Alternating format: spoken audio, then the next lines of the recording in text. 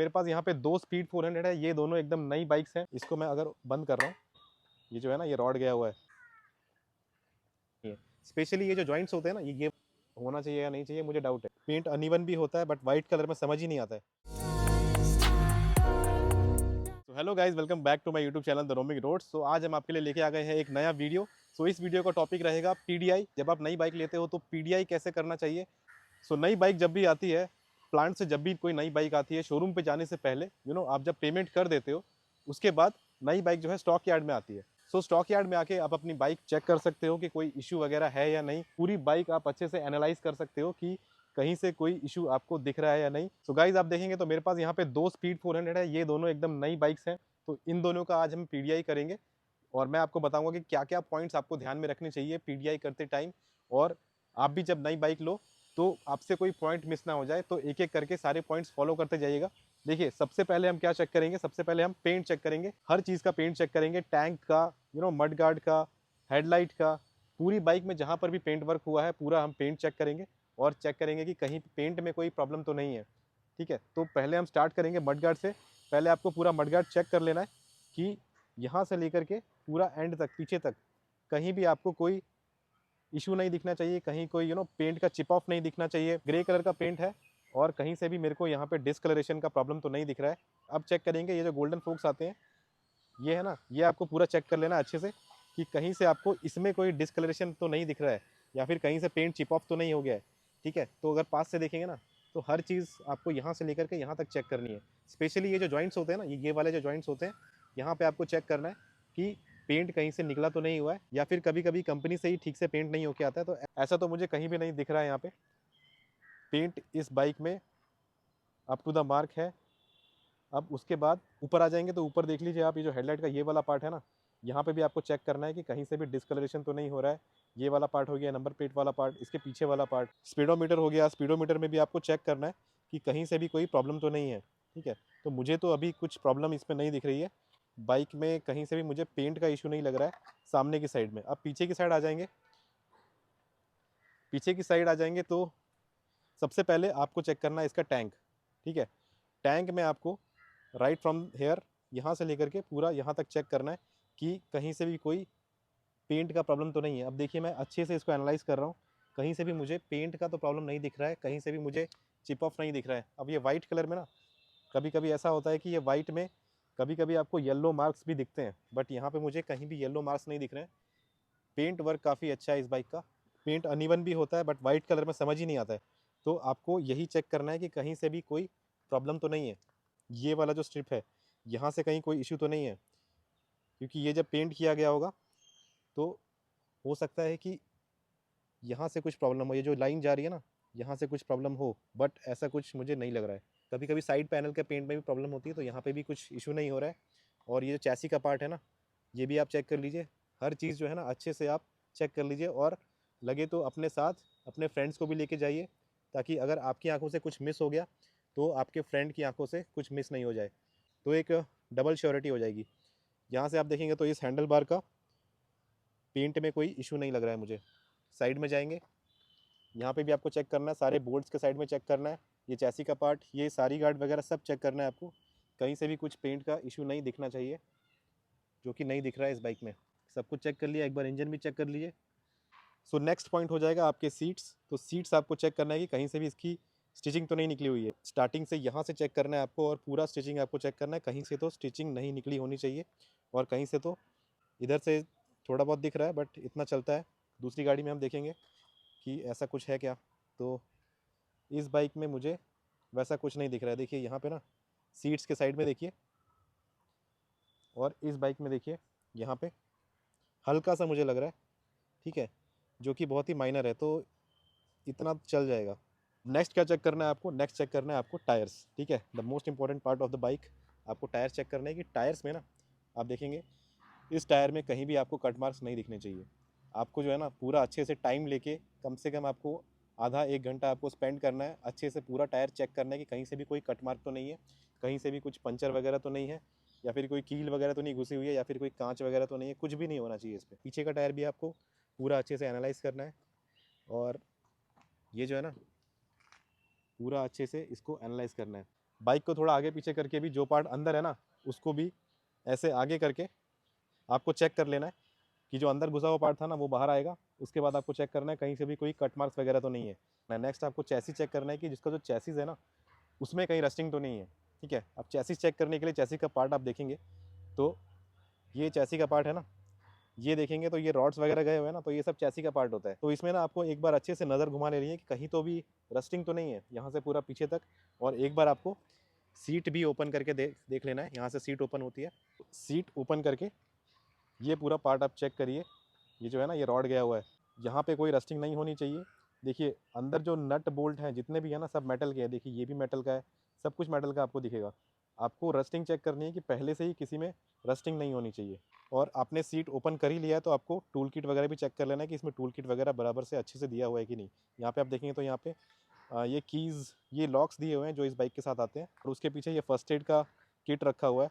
वैसे सेल्समैन आपको डेमो देगा ही कि टूल किट वगैरह कहाँ पे रखा होता है और कैसे यूज़ करना है। ठीक है, सामने से स्टार्ट हो जाता है, जैसे देखिए यहाँ से स्टार्ट हो जाता है। तो ये सारे रॉड्स पे ना आपको यहाँ से ही चेक कर लेना है, कहीं पर भी आपकी बाइक में रस्टिंग नहीं होनी चाहिए।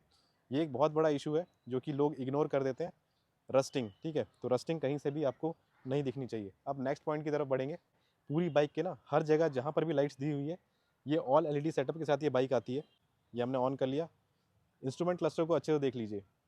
ठीक है, कहीं पर भी आपको कहीं से भी कोई लाइट ऑन ऑफ नहीं होनी चाहिए। ये सारे सिंबल्स हैं ना, ये देख लीजिए आप, ये सारे सिंबल्स हैं ना अच्छे से इल्यूमिनेट होने चाहिए।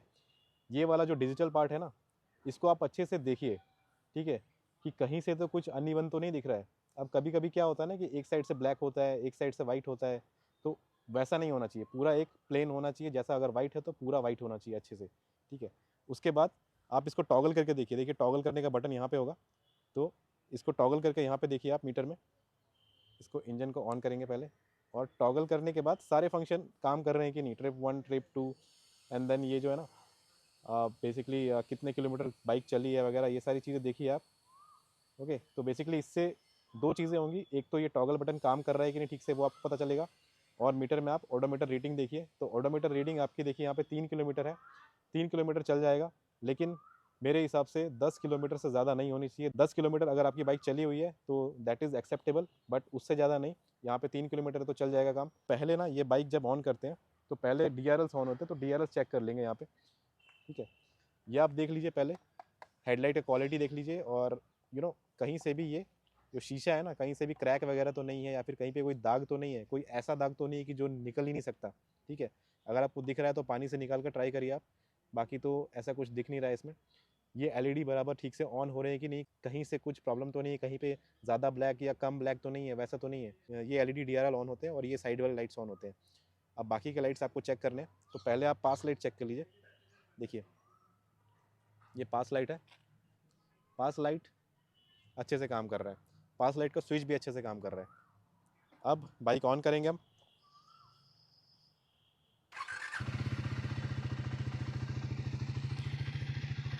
अब ये जो बटन है जिससे मैंने पास लाइट ऑन किया था, इससे मैं टॉगल करूँगा। ये देखिए ये हाई बीम ऑन हुआ है, ये लो बीम है, और ये पास है। ठीक है, उसके बाद हम इंडिकेटर चेक करेंगे। तो इंडिकेटर्स आप ऑन करके देखिए। देखिए लेफ्ट साइड के काम कर रहे हैं, पीछे वाले भी जल रहे हैं, राइट साइड के भी जल रहे हैं, पीछे वाले भी जल रहे हैं। ठीक है, कोई इशू नहीं है। जिस तरीके से जलते हैं वैसे ही जलने चाहिए, फास्ट या स्लो नहीं जलने चाहिए। उसके बाद आपको हैज़ार्ड्स देखने हैं। ठीक है, हैज़ार्ड्स ऑन करिए, और चारों इंडिकेटर जल रहे हैं या नहीं जल रहे हैं, हैज़ार्ड लाइट ऑन करने के बाद, हैज़ार्ड का स्विच ऑन करने के बाद ये आपको चेक करना है। नेक्स्ट आपको स्विचेस चेक करने हैं। वैसे तो हमने बहुत सारे स्विचेस चेक कर लिए हैं, आप पास से दिखाएंगे। तो ये जो स्विचेस है ना ये आपको चेक करना है, और इनका फंक्शन हो रहा है कि नहीं। देखिए ये ऑन कर रहा हूँ मैं, तो इंजन से आवाज़ आ रही है, दैट इज़ इग्निशन, ये काम कर रहा है। और ये हैज़ार्ड का स्विच तो काम कर ही रहा है, और ये सेल्फ स्टार्ट भी काम कर रहा है, हमने भी चेक किया। ये पास का स्विच भी काम कर रहा है, ये मतलब लाइट का स्विच काम कर रहा है, हेडलाइट का। सो ये भी काम कर रहा है, ये वाला स्विच काम कर रहा है। इसका जो मोड का बटन है वो भी काम कर रहा है, इंडिकेटर का बटन भी काम कर रहा है, और हॉर्न भी चेक करेंगे। ठीक है, हॉर्न भी काम कर रहा है, बढ़िया काम कर रहा है। हॉर्न के लाउडनेस में कोई इशू नहीं आ रहा है, कुछ ऐसा नहीं लग रहा है। कभी कभी क्या होता है ना कि पानी चला जाता है हॉर्न में, और हॉर्न जो है ना ठीक से बज नहीं पाता है, या फिर हॉर्न पूरी तरीके से बंद हो जाता है, बट इसमें ऐसा कोई प्रॉब्लम नहीं है। ठीक है, ये देखिए एग्जॉस्ट बहुत ही इंपॉर्टेंट पार्ट होता है। ठीक है, और स्पीड 400 में तो बहुत ही इंपॉर्टेंट पार्ट है, यहाँ से स्टार्ट होता है। ठीक है। इसकी सारी फिटिंग्स आप देखिए कि ये जो फिटिंग है ना ये सही है कि नहीं। अच्छे से आप हाथ लगा के देखिए, कोई इशू नहीं होगा। ये बाइक काफ़ी सॉलिड है, यहाँ से स्टार्ट होता है। इसको आप देखिए, यहाँ से कहीं से भी कोई आपको अनइवननेस तो नहीं दिख रहा है, या फिर आपको कहीं से भी कोई भी पार्ट जो है ना ऊपर नीचे तो नहीं दिख रहा है। तो आप जो है ना रेफरेंस लेने के लिए दूसरी बाइक्स में चेक कर सकते हैं। अब देखिए जैसे उस साइड खड़ी है स्पीड 400, ठीक है, उससे आप एक रेफरेंस ले सकते हैं कि क्या आपकी बाइक में जो पार्ट लगे हुए हैं वो प्रॉपरली अलाइंड है या नहीं। यहाँ से साइलेंसर देखिए, इसको भी आप हिला के देखिए, ये एकदम सॉलिडली अटैच होना चाहिए, पूरा सॉलिड होना चाहिए। कहीं से भी कोई हिलने की आवाज़ या फिर कुछ भी रैटलिंग नॉइस नहीं होनी चाहिए, ठीक है। अब यहाँ से मुझे थोड़ा सा लग रहा है कि ना, ये थोड़ा सा मुझे लग रहा है कि ऐसा होना चाहिए या नहीं चाहिए, मुझे डाउट है, ठीक है। तो मैं क्या करूँगा, मैं उस वाली बाइक में चेक करूँगा, और इस वाली बाइक में मैं अगर चेक कर रहा हूँ तो इस बाइक में भी ऐसा ही है, ठीक है। तो आई एम कन्फर्म कि एग्जॉस्ट में कुछ प्रॉब्लम नहीं है। अब आपको क्या करना है ना कि एग्जॉस्ट का साउंड भी सुनना है, ठीक है। एग्जॉस्ट का साउंड में कुछ प्रॉब्लम तो नहीं है। अब जैसे मैं इसको ऑन कर रहा हूँ, ठीक है, तो ये एग्जॉस्ट ऑन हो गया और एकदम स्मूथली ऑन हुआ है, इसमें कुछ प्रॉब्लम नहीं लग रही है मुझे। कहीं से भी कुछ रैटलिंग नॉइस नहीं आ रहा है या फिर एग्जॉस्ट हिल नहीं रहा है। थोड़ा सा मैं इसको रेस दूंगा, कहीं से भी मुझे कुछ रैटलिंग नॉइस नहीं लगा। नेक्स्ट चेक करेंगे हम इसके सस्पेंशन में कोई प्रॉब्लम है या नहीं। सस्पेंशन चेक करने के लिए आपको क्या करना है, पहले जैसे मैंने आपको बताया कि ऊपर से आपने पेंट चेक कर लिया इसका, ठीक है। ऊपर से पेंट चेक कर लिया। अब आपको क्या करना है, बाइक पे बैठ जाइए, स्टैंड ऊपर कर लीजिए। सस्पेंशन आपको ये ऐसे करके चेक करना है कि इससे कुछ अनइवन नॉइस तो नहीं आ रही है, ठीक है। कभी कभी सस्पेंशन अगर बैठा रहता है ना तो उससे एक नॉइस आती है, कट कट की नॉइस आती है। आप इसको दबा के देखिए, पीछे वाला सस्पेंशन भी अच्छे से चेक कर लीजिए, कहीं से भी कोई नॉइस नहीं आना चाहिए। सस्पेंशन में मुझे कुछ प्रॉब्लम नहीं लगी, सस्पेंशन से कोई वियर्ड नॉइस या कहीं से भी कुछ नॉइस नहीं आ रहा था, तो सस्पेंशन आर ओके। अब चेक करेंगे हम इसके ब्रेक्स, ठीक है। तो ब्रेक्स चेक करने के लिए सबसे पहले इसके डिस्क चेक करेंगे हम। डिस्क यहाँ से आ जाएंगे तो यहाँ से दिखाएंगे ना, ये जो डिस्क है ना, ये देखिए, इस डिस्क में ना कहीं से भी आपको कुछ प्रॉब्लम नहीं दिखनी चाहिए, कहीं से भी यहाँ से कुछ डैमेज नहीं दिखना चाहिए। ये पूरा डिस्क है ना, ये एक सीमलेस तरीके से अलाइन होना चाहिए, ठीक है।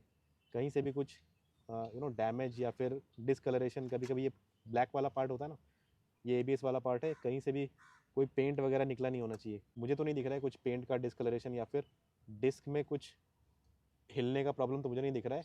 डिस्क अच्छे से अटैच है, ये सारे नट बोल्ट्स है ना, ये अच्छे से एकदम सॉलिड अटैच है। अब ब्रेक्स चेक कर लेंगे।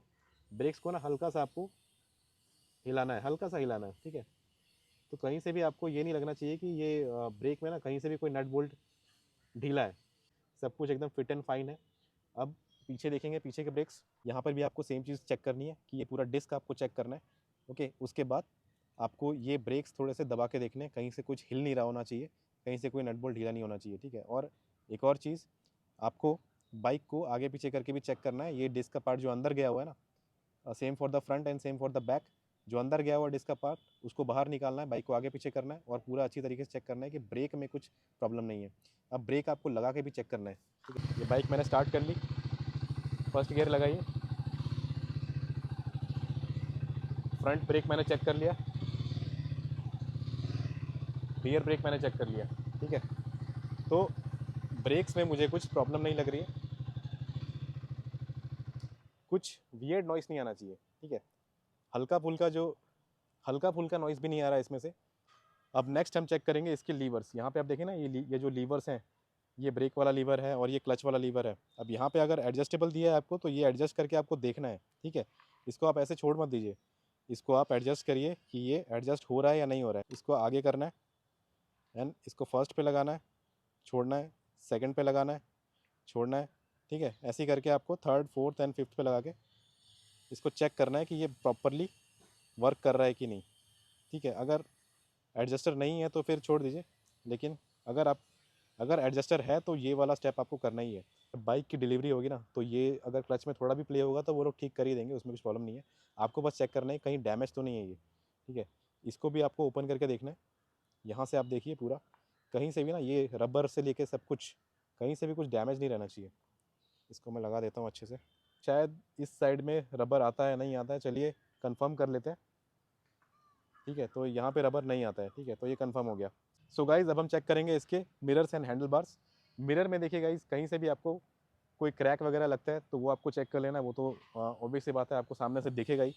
बाकी इसके जो प्लास्टिक है ना, जो फाइबर इसमें यूज़ हुआ है, कहीं से भी क्रैक नहीं होना चाहिए। सामने से देखेंगे ना, तो यहाँ से आप ये वाला पार्ट देखिए, कहीं से भी क्रैक नहीं होना चाहिए। और स्पेशली ये जो जॉइंट होता है ना, जहाँ से ये मूव करता है, ये वाला जो जॉइंट होता है, यहाँ से ना प्रॉब्लम नहीं होना चाहिए कुछ है, और ये फ्रीली अच्छे से मूव होना चाहिए। ये जो आप मूव कर रहे हो ना, ये अच्छे से मूव होना चाहिए। और इसका मैकेनिज्म कुछ ऐसा है कि ये वाला पार्ट भी मूव होता है ऊपर नीचे, बट इसमें हो नहीं रहा है, ठीक है। तो थोड़ा सा इसको लूज़ करने की ज़रूरत है। यहाँ पे आप देखेंगे इसमें भी नहीं हो रहा है, बट इसमें चेक करेंगे, ठीक है। सो यहाँ देखेंगे तो ये वाला पार्ट मूव हुआ है, तो इसको सेट करने की ज़रूरत है। जब आप ये बाइक की डिलीवरी लोगे तो मेक श्योर कि ये वाला पार्ट तो आपका मूव होगा ही, ठीक है, और साथ में आपका ये वाला पार्ट भी मूव होना चाहिए ऊपर नीचे, ठीक है। तो ये सेट करने के काम आता है, ये बहुत इंपॉर्टेंट है। बाकी अब चेक करेंगे हैंडल बार्स। देखिए हैंडल बार्स में ना, इन दोनों को पकड़िए आप पहले, ये बहुत ही सॉलिड पार्ट होते हैं किसी भी बाइक में ना। ये वाला जो पार्ट होता है ना, काफ़ी सॉलिड पार्ट होता है। इसको थोड़ा सा हिला के देखिए, आपको पता चल जाएगा कि ये स्टर्डी है कि नहीं। और वैसे ही ये स्टर्डी है, इसमें कुछ प्रॉब्लम नहीं लगा मेरे को। बाकी ये हैंडल बार का पेंट देख लीजिए आप, पेंट में कुछ प्रॉब्लम नहीं होना चाहिए। यहाँ से जो वायरिंग हार्नेस जितने भी गए हैं, यहाँ से गया हुआ है, यहाँ से गया हुआ है, ये गया हुआ है, इसको आप हिला के देखिए, कहीं से कुछ क्रैक तो नहीं है, कहीं से कहीं निकल तो नहीं रहा है। अच्छे से आप देख लीजिए, कहीं से भी कुछ प्रॉब्लम तो नहीं है। और ये जो रबर से अटैच है ना, ये रबर की क्वालिटी भी चेक करिए, एक एक चीज़ चेक करिए, कहीं से कोई क्रैक तो नहीं है। अगर निकल गया ना, तो फिर प्रॉब्लम हो जाएगी आपको, फिर ये रबर आपको ढूंढना पड़ जाएगा। इंस्ट्रूमेंट क्लस्टर का मैंने आपको बता दिया कि सारे लाइट्स वगैरह चेक करने हैं, और सारे डिजिटल जो भी इसमें फंक्शंस दिए हुए हैं, सब कुछ चेक करना है। अब मैं इंजन ऑन करके ना, ट्रैक्शन कंट्रोल ऑन ऑफ भी चेक कर लेना है आपको। सो मैंने अभी इंजन ऑन कर दिया है। इंस्ट्रूमेंट क्लस्टर देखेंगे तो जैसे मैंने आपको दिखाया था कि ये साइड स्टैंड का इंडिकेटर भी आ रहा है यहाँ पे, इसको लॉन्ग प्रेस करेंगे तो ये ऑफ भी होता है।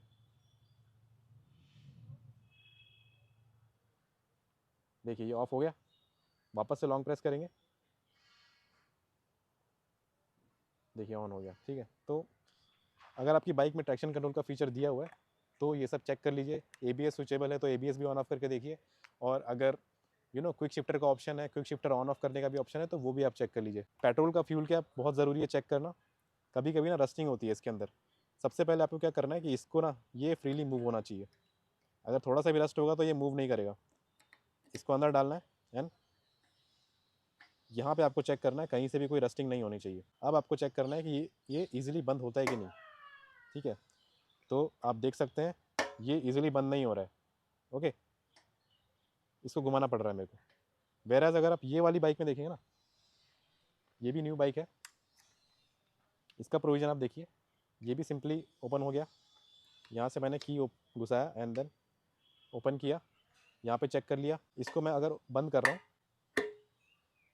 आपने देखा डिफरेंस, इसको ओपन किया मैंने, ईजिली बंद हो गया। बट वो वाली बाइक में ऐसा नहीं हो रहा था। इसको मैंने ओपन किया, ये ओपन तो हो गया, अब मैं बंद कर रहा हूँ तो ये नहीं हो रहा है। तो हो सकता है कि इसमें थोड़ा ऑयलिंग की ज़रूरत हो, या फिर स्प्रिंग वगैरह स्प्रिंग वगैरह की सेटिंग की ज़रूरत हो। तो ये एक चीज़ है, ये एक चीज़ पकड़ में आ गई। सो नेक्स्ट हम चेक करेंगे सारे फ्लूइड्स, सारे ऑयल, ठीक है, जितने भी इसमें ऑयल यूज़ हुए हैं वो हम चेक करेंगे कि उसका लेवल कैसा है। सबसे पहले ब्रेक ऑयल चेक करेंगे। ब्रेक ऑयल आप पीछे देखेंगे ना, तो इसका लेवल यहाँ पे चेक कर लीजिए, यहाँ से आप पास से दिखाएंगे ना, तो यहाँ पे देखिए ये मिनिमम है, ये मैक्सिमम है। तो ये बाई डिफ़ॉल्ट मैक्सिमम के ऊपर ही रहता है, तो इतना आपकी बाइक में होना चाहिए। सामने देखेंगे ना, ये आपको इजीली दिखेगा नहीं, आपको टॉर्च मार के देखना पड़ेगा, इसके अंदर ऑयल होता है। तो बेसिकली ये जो है ना, ये ऑयल है, यहाँ पे मिनिमम का सिंबल दिया हुआ है।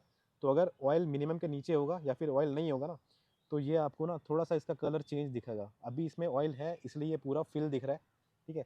तो ये आपने ऑयल चेक किया, उसके बाद आपको इंजन ऑयल और कूलेंट चेक करना है। अब इंजन ऑयल चेक करने के लिए आपको यहाँ पे आना पड़ेगा, नीचे की साइड। ये देखिए, ये आप जूम करके देखेंगे ना, इंजन ऑयल इसमें बराबर से डला है या नहीं डला है। देखिए बाइक सीधा करने के बाद ये दिख रहा है। अगर बाइक को मैं टिल्ट कर दूंगा तो फिर आपको नहीं दिखेगा। तो बाइक को आपको सीधा करना पड़ेगा, अपने फ्रेंड को लेके आना पड़ेगा आपको। नेक्स्ट कूलेंट का लेवल चेक करेंगे। कूलेंट जो है ना, ये स्पीड 400 में नीचे दिया होता है यहाँ पे, ठीक है। तो नीचे अगर फोकस करेंगे, वो ग्रीन कलर का आपको दिख रहा है, ये कूलेंट का लेवल आपको चेक करना है। ये मैक्सिमम और मिनिमम दिया हुआ है ना, ये आपको चेक करना है कि इसमें कूलेंट बराबर है या नहीं है। नेक्स्ट हम चेक करेंगे इसका मैन्युफैक्चरिंग डेट वगैरह चेक करेंगे, विन नंबर कहाँ पे लिखा होता है वो सारी चीज़ें चेक कर लेंगे कि कौन से मंथ का मैन्युफैक्चर है, कौन से ईयर का मैन्युफैक्चर है, वो भी चेक करना बहुत ज़रूरी है। कभी कभी ऐसा होता है कि 6 महीने 7 महीने पुरानी गाड़ी पकड़ा दी जाती है कस्टमर को और पता ही नहीं चल पाता है। करनी है, देखिए यहाँ से विन नंबर आप चेक करेंगे, आपकी बाइक में कहीं भी हो सकता है, इंजन के नीचे भी हो सकता है या फिर साइड में भी हो सकता है, यहाँ पे दिया हुआ है, देखिए यहाँ पे दिया है। सो आपको चेक करना है कि इसका 12th नंबर क्या है। 12th नंबर से आपको मंथ समझ में आ जाएगा, तो यहाँ से ना 12th number is B, so B is February. So इसका लिस्ट मैं आपको स्क्रीन पे लगा दूंगा कि आप चेकआउट कैसे कर सकते हो कि कौन से मंथ का मैन्युफैक्चर है। तो यहाँ पे बी देखेंगे ना, तो बी इज़ फेबररी, और विन नंबर यहाँ पे भी लिखा हुआ है, आप देखेंगे यहाँ पे भी लिखा हुआ है। सो गाइज ईयर चेक करने के लिए यहाँ से आपको 10th नंबर चेक करना है। मंथ के लिए हमने 12 किया था, यहाँ से आपको 10th करना है। 10th is S, so S means ये 2025 की गाड़ी है, ठीक है। तो 2025 की बाइक है, यहाँ से आपने चेक कर लिया कि विन नंबर से आपने चेक कर लिया कि कौन से मंथ और कौन सी ईयर की गाड़ी है, ठीक है। सो गाइज अगर आपकी बाइक में USB चार्जिंग दिया हुआ है, टाइप सी चार्जिंग दिया हुआ है, तो वो आपको चेक करना है। यहाँ से ना आप चेक कर सकते हो, ये जो है ना यहाँ पे आप केबल लगा के चेक कर सकते हो कि आपका फ़ोन चार्ज हो रहा है कि नहीं हो रहा है। तो ये भी एक इंपॉर्टेंट पॉइंट है कि इस पर कोई ध्यान नहीं देता, लेकिन बाद में पता चलता है कि ये काम ही नहीं कर रहा है। तो ये एक बहुत इंपॉर्टेंट पॉइंट है।